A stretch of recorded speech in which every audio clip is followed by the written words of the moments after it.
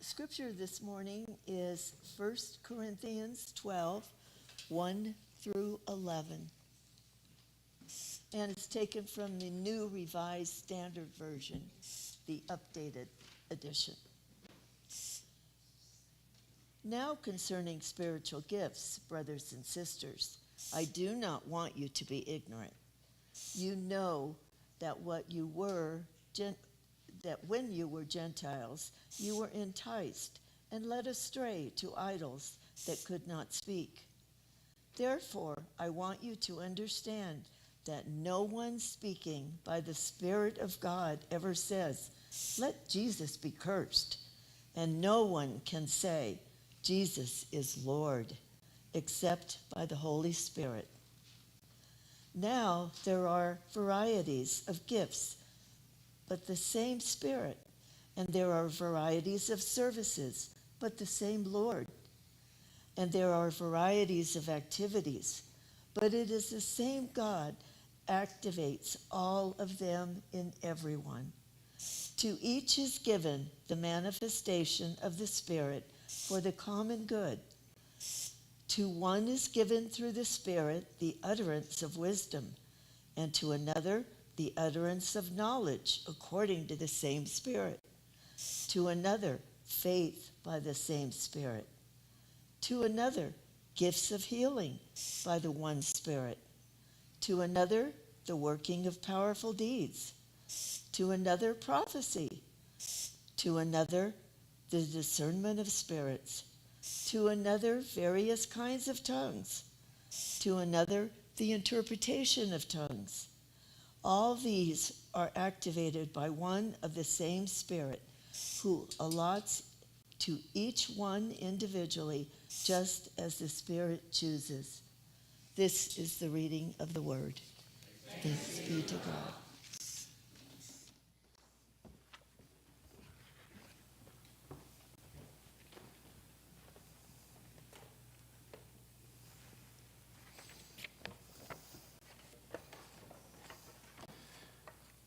Today we are continuing our look at spiritual gifts. Today we'll be looking at prophecy. And admittedly, when I came back from New Mexico, since I'm sporting my New Mexican stole here, there's part of me that said, well, court finished it up for me, but unfortunately or fortunately, depending on if you like these gifts of the Spirit, we have 3 or 4 more to go through. And today we will be looking at prophecy. And this is a gift that is truly given, and it comes and goes, and it is also one of the strictly examined and enforced. I think the best example of this was my transitional or interim training I did in 2017. We were in beautiful Lake Tahoe on the Nevada side. It was a conference that was equally Presbyterian and Lutheran. Most of the folks, of course, were from California. Likewise, it brought many different pastors who were interested in transitional or interim ministry from the many different fields of ministry. We had chaplains, we had church and nonprofit execs, we had some folks from committees on ministry who wanted to know what transitional ministry was. One was Kristen, and she was a college chaplain from Iowa. In fact, I knew her because I had had a conference with her about 10 years before. And she stood out because it was interesting as she would kind of swipe our southern white male Presbyterian exec from his left flank, and pretty much every time she could. In fact, during one of the breaks, one of the guys I knew, Andrew, was kind of sitting there, and it's like, do you know who Kristen is? It's like, she's kind of mean-girling the exec from North Carolina. And I was just like, yeah, but, execs need a little mean-girling every now and then, too. But after lunch, the exec, Gavin, teamed up with 2 other presenters, a Big Steeple transitional pastor and our female program director. And they posed a question, and there were over 150 pastors, chaplains, executives, generally church folk. And they asked how we can incorporate prophetic ministry into our transitional positions. And it was much like right now. It was dead quiet. In fact, today I thought about bringing in some crickets, but I think Greg and Euless, our elder and pew patrol leader, would have more than a word with me. Also, you don't know as a pastor if you want crickets going off while you're preaching. That's not a good sign.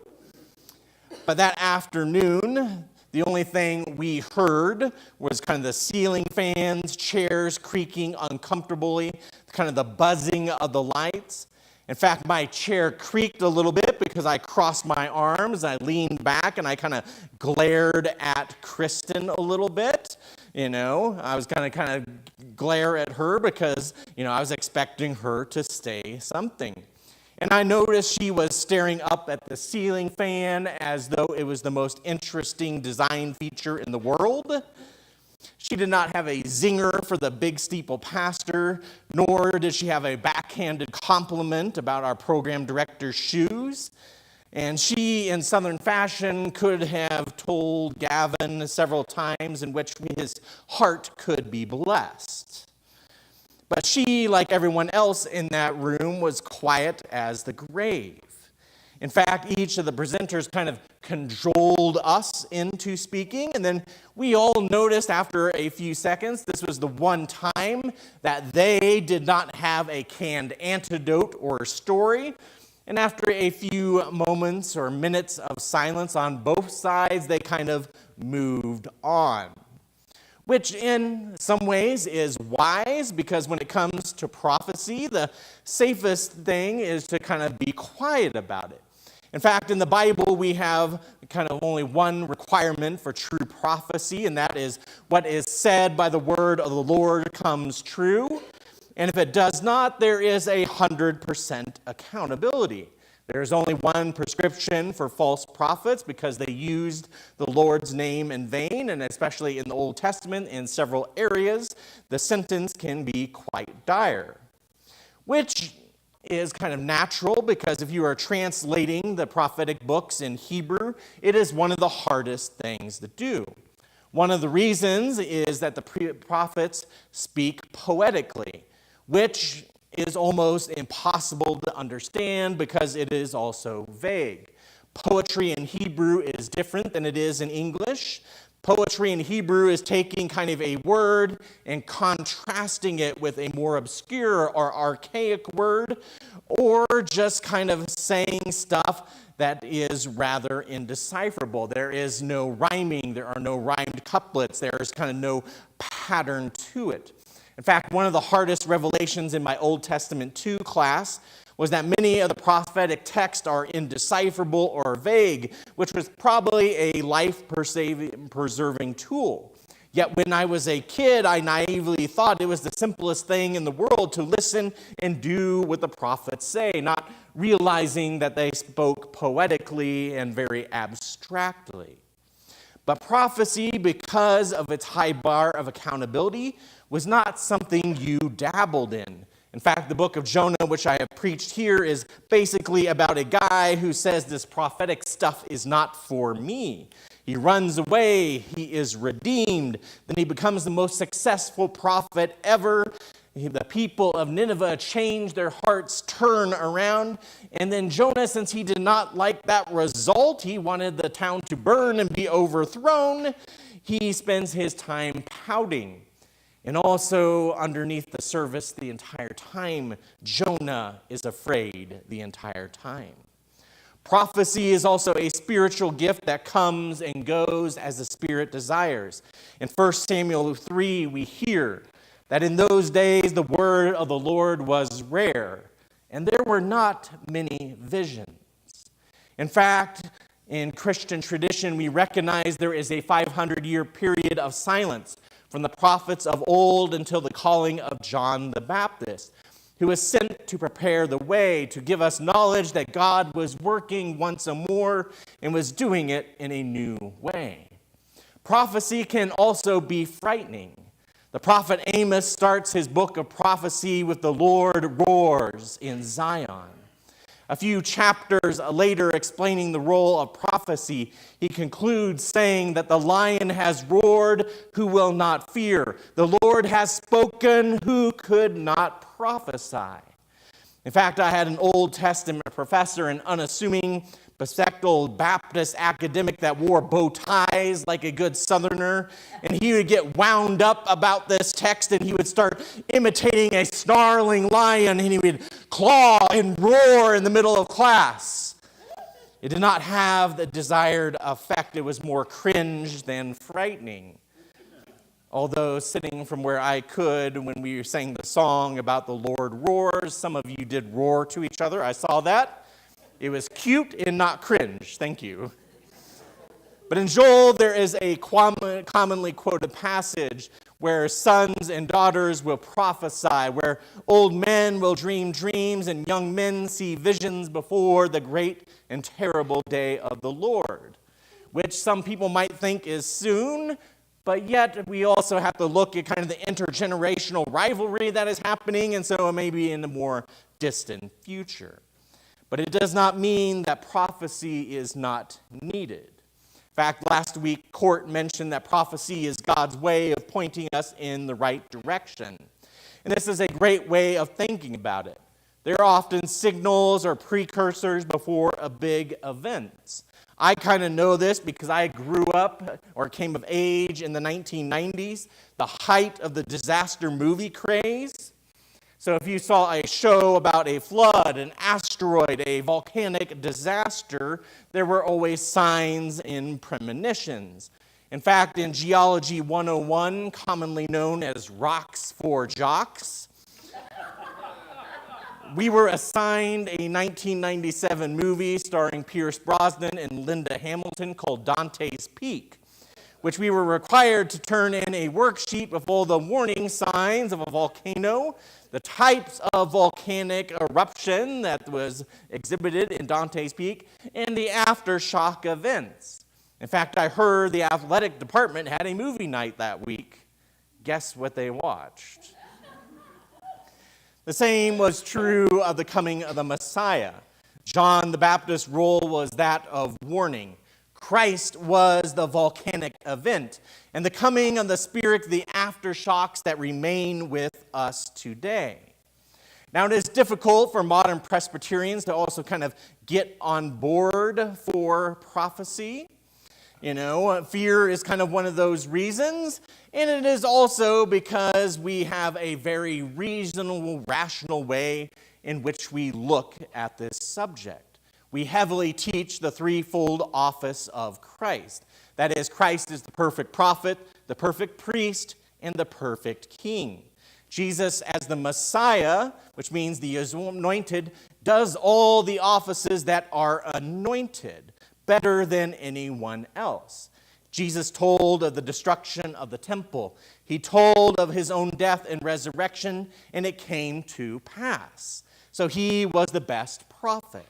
Jesus forgave the sins of others, healed, offered prayer before God the Father as a priest.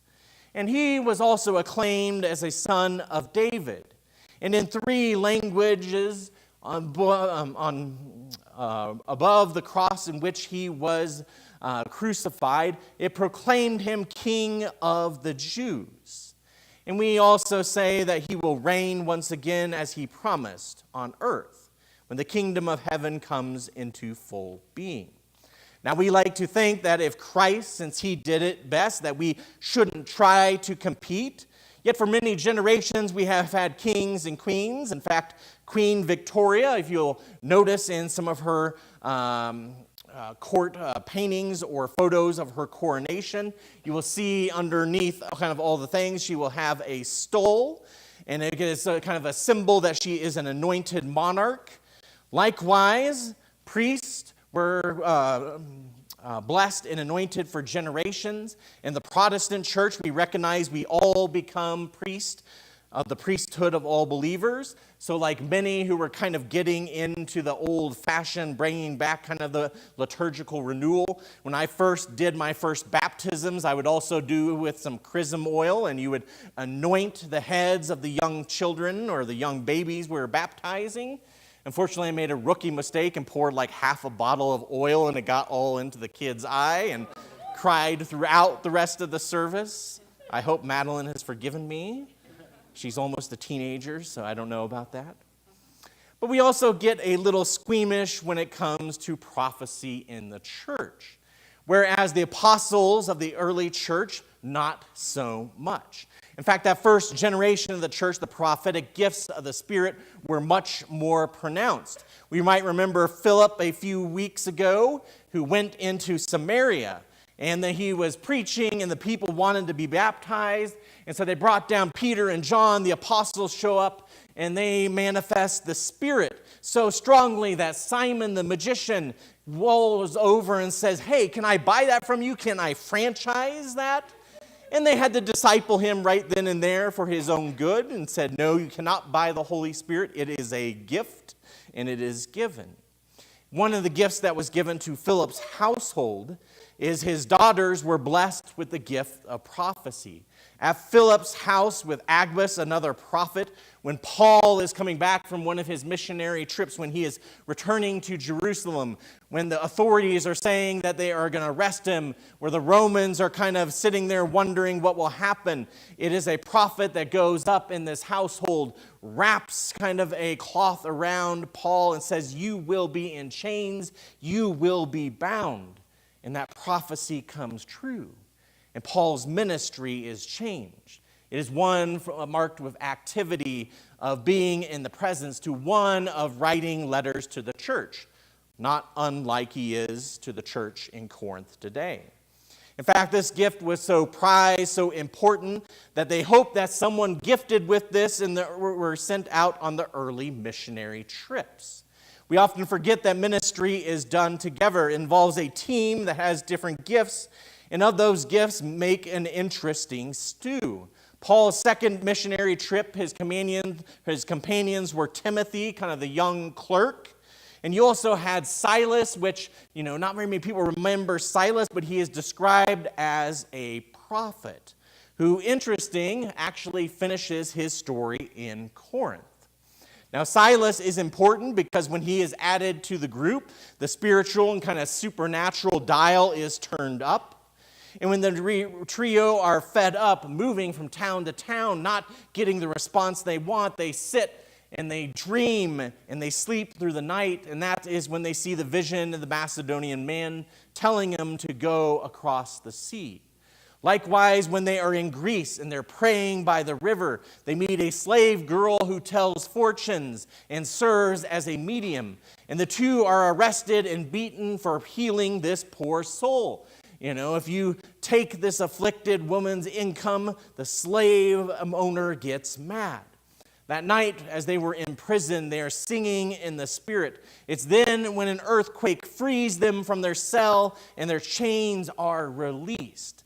Literally, when Silas and Paul are together, there are things that go bump in the night. In fact, the one time Silas is not around Paul on that trip, that is when Paul is in Athens and he goes local and he starts talking with the Epicurean and the Stoic philosophers. He preaches in Athens and he is at his most rational. You can tell that he is just kind of sitting there and being a philosopher in Athens.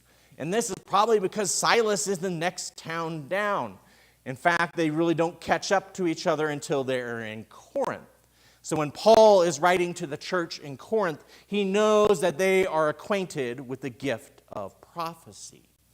Now, modern prophecy can be a horse of a different color. Some people are given kind of this gift. In fact, some of them seem to have it when a certain chancellor of Germany with a funny mustache came to power in the 1930s.